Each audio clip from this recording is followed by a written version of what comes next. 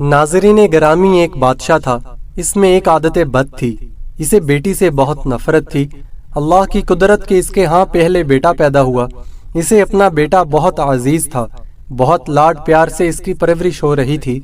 چند سال بعد ملکہ پھر امید سے ہو گئی۔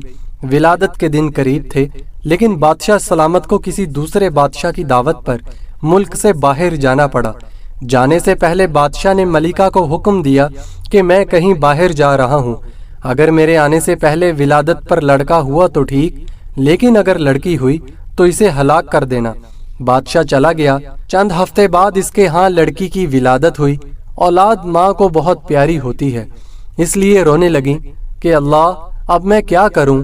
ولادت کے وقت ایک دائی موجود تھی جو ملکہ کی حالت زار دیکھ رہی تھی۔ اللہ نے اس کے دل میں رحم پیدا کیا۔ آپ دل ہلکا مت کیجئے، میں یہاں سے سب کے سامنے بچی کو ہلاک کرنے کے بہانے لے جاؤں گی، پھر میں یہاں سے اسے اپنے گھر میں لے جا کر پالوں گی۔ اگر آپ کسی طرح بچی کے لیے خرچ وغیرہ بھیجتی رہیں گی تو آپ کی بچی خوشحال اور آسودہ ہوگی، ورنہ مجھ غریب کو جو نصیب اس کو بھی پالنے کی کوشش کروں گی۔ ملکہ نے کچھ سونا چاندی زیور وغیرہ بچی کے واسطے تھما دیے، بچی کو اس کے حوالے کیا۔ محل میں یہ بات پھیلائی گئی کہ دائی نے لے جا کر بچی کو ہلاک کر دیا ہے، جبکہ دائی نے شہزادی کو اپنے گھر لے جا کر پورے ناز و نخرے سے اس کی پرورش شروع کر دی۔ جب بادشاہ سفر سے واپس آیا تو اسے یہی احوال سنایا گیا کہ آپ کے جانے کے بعد بچی کی ولادت ہوئی اور آپ کے حکم کے مطابق اسے ہلاک کر دیا گیا ہے۔ بادشاہ اپنی بدعادتی کے باعث خوش ہوا۔ دائی نے لوگوں کے سامنے شہزادی کو اپنی نواسی ظاہر کیا۔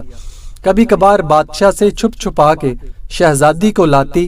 ملکہ اپنی بیٹی کو دیکھ کر اس کی ممتا کو کچھ قرار ملتا اور وہ دائی کو سونا چاندی اپنی بیٹی کی نگہداشت کے لیے دے دیا کرتی، کیونکہ شہزادی کی پرورش اچھے طریقے سے ہو رہی تھی۔ خوب قد کاٹ بھی نکلا، خوبصورت تو تھی ہی، اس لیے جوان ہوتے ہی دنیا کے سامنے شہزادی نہ ہوتے ہوئے بھی شہزادیوں کی طرح دکھنے لگی۔ ایک دن بادشاہ کی سواری شہر سے گزر رہی تھی، اسی وقت دائی اور شہزادی بھی اسی راستے سے گزر رہی تھی۔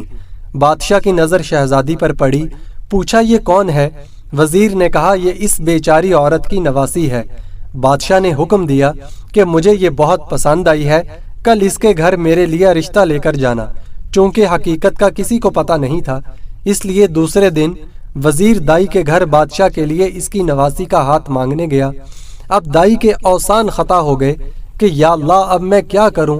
دائی نے صاف صاف انکار کرتے ہوئے کہا، میں ایک غریب ہوں، میری نواسی بادشاہ کے لائق نہیں، اور نہ ہی بادشاہ کا کسی غریب سے رشتہ جوڑنا صحیح ہے، اس لیے دوبارہ میرے گھر اس سلسلے میں مت آئیے گا۔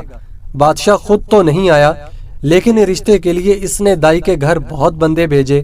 سب نے دائی کی بہت منت سماجت کی، لالچ دی، دھونس دھمکی دی، لیکن دائی ٹس سے مس نہ ہوئی۔ تب بادشاہ نے حکم دیا کہ دائی کو پکڑ کر خوب سزا دے دو تاکہ وہ رشتے کے لیے مان جائے۔ سپاہی دائی کو پکڑ کر بادشاہ کے سامنے لائے اور انہوں نے اسے خوب کوٹ کوٹ کر پیٹنا شروع کر دیا۔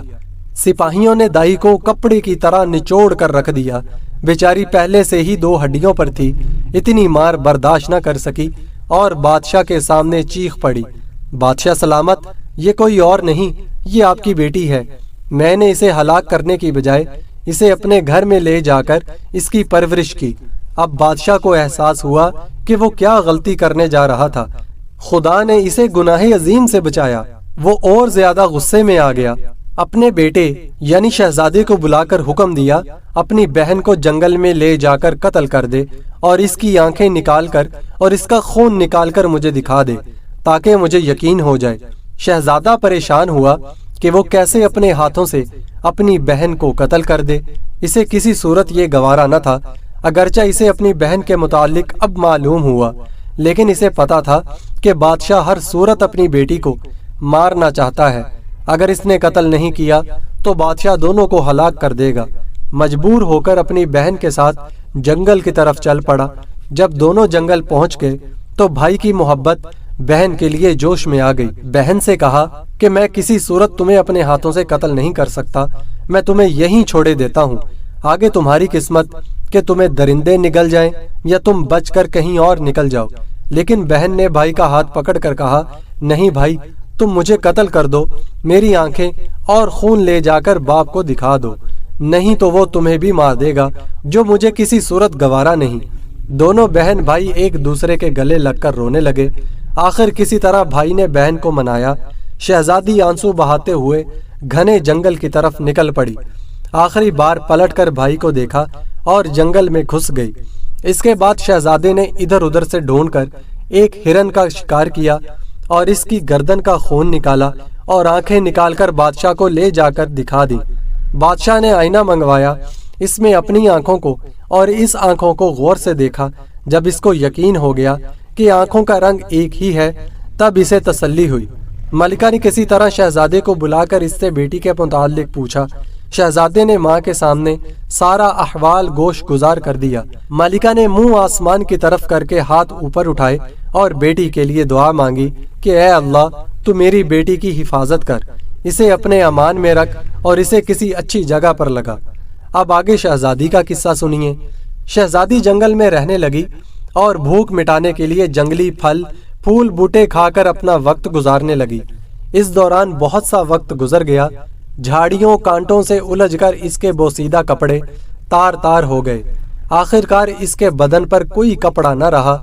ایک دن کسی اور ملک کا بادشاہ اپنے لاؤ لشکر کے ساتھ اسی جنگل کے راستے سے گزر رہا تھا کہ اتفاق بادشاہ بھی اسی طرف جا نکلا جدھر شہزادی تھی۔ جب شہزادی کے کانوں پر کسی گھوڑے کے قدموں کی آہٹ پڑی تو جلدی جلدی کسی گھنے درخت پر چڑھ گئی اور اس کے بڑے بڑے پتے توڑ کر اپنی سطر پوشی کر کے چھپ کر بیٹھ گئی۔ بادشاہ بھی آگے اسی درخت کے نیچے ٹھہر گیا۔ درخت گھنا اور سایہ دار تھا۔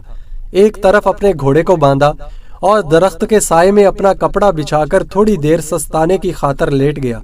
چونکہ اس کا منہ آسمان کی طرف تھا اور وہ اپنے خیالوں میں گم تھا، اس کی نظر درخت کے گھنے پتوں میں پوشیدہ کسی چیز پر پڑی تو وہ اچھل کر کھڑا ہو گیا اور بلند آواز سے کہنے لگا، اے اللہ کی مخلوق، تم کوئی پری ہو، فرشتہ ہو، جن ہو یا کوئی انسان، جو بھی ہو اپنے آپ کو ظاہر کرو، میں تمہیں کوئی نقصان نہیں پہنچاؤں گا۔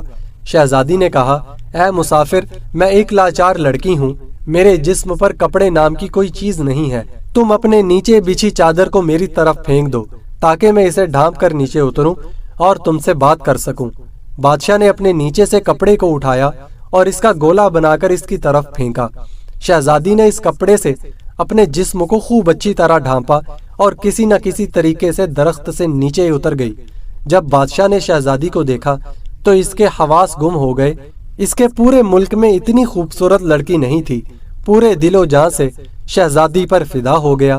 جھٹ شہزادی سے کہا، میں ایک بادشاہ ہوں، اگر تم برا نہ مانو تو میں تم سے شادی کر کے اپنی ملکہ بنانا چاہتا ہوں۔ اندھا کیا چاہے، دو آنکھیں۔ شہزادی نے حامی بھر لی، وہ بھی ایسا بندہ چاہتی تھی جو اسے عزت دے۔ بادشاہ خوشی خوشی شہزادی کو لے کر اپنے ملک روانہ ہو گیا۔ اپنے ملک پہنچتے ہی بادشاہ پہلے اپنے وزیر کے گھر پہنچا اور اسے کہا، ایسا سمجھو کہ یہ تمہاری بیٹی ہے، میں کل رشتہ مانگنے آؤں گا اور شادی بیاہ رچا کر اپنی امانت یہاں سے اپنے محل لے جاؤں گا۔ وزیر نے آداب بجا کر کہا، بادشاہ سلامت، آپ پوری تسلی رکھیے، یہ آپ کی امانت ہے اور میری بیٹی، جب آپ کا دل چاہے اسے بیاہ کر لے جائیں۔ بادشاہ شہزادی کو وزیر کے گھر چھوڑ آیا۔ اگلے دن قاضی بادشاہ کا رشتہ لے کر وزیر کے گھر پہنچے۔ وزیر نے ہاں کر دی اور ایک دو دن بعد منگنی ہو گئی۔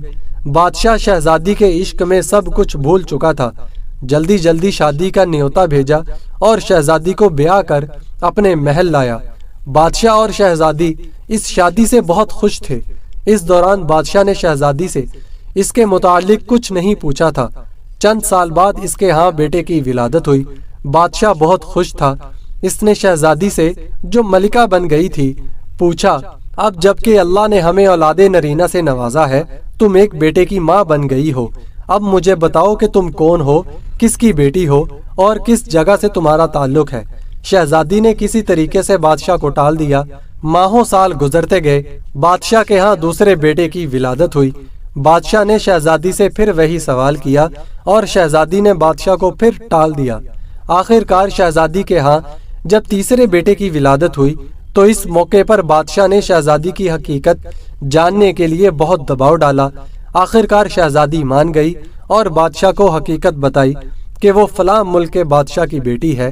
بادشاہ کو کس طرح بیٹیوں سے نفرت تھی، اس نے کس طرح مجھے مارنے کا حکم دیا اور دائی نے کس طرح مجھے بچا کر اپنے گھر میں میری پرورش کی۔ بادشاہ نے کس طرح مجھے دیکھا، پھر کس طرح اپنے بھائی کے حوالے کر کے مجھے قتل کرنے کا حکم دیا۔ میں اس طرح جنگل میں خوار زندگی گزارنے لگی، وہاں تم نے مجھے دیکھا، مجھے اپنے ساتھ لے کر آئے اور مجھ سے شادی کی۔ ناظرین گرامی، ویڈیو کیسی لگی کمنٹ کر کے ضرور بتائیے گا۔